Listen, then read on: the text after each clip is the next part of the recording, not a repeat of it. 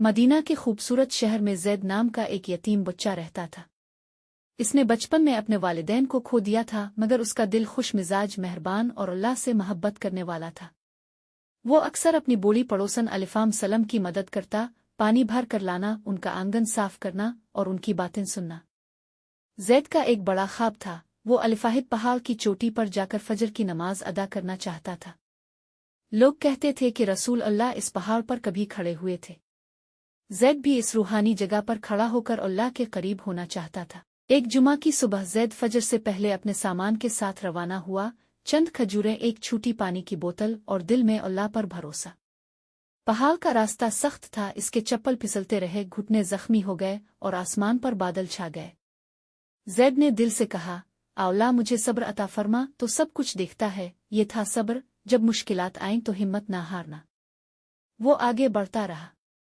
जब सर्द हुआ चलने लगी, ज़ैद का दिल चाहा कि वापस पलट जाए, मगर इसे अपने उस्ताद की सिखाई हुई आयत याद आई, बेशक अल्लाह उनके साथ है जो तकू इख्तियार करते हैं और नेकी करते हैं।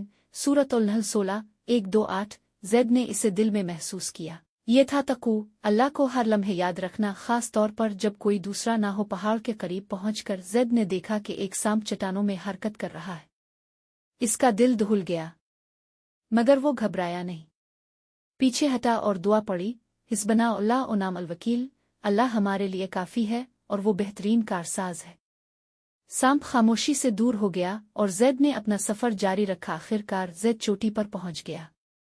उफ़ुक सुनहरे और गुलाबी रंगों से जगमगा रहा था। ज़ैद ने अपनी जाए नमाज बिछाई, आंखों में आंसू लिए फजर की नमाज अदा की।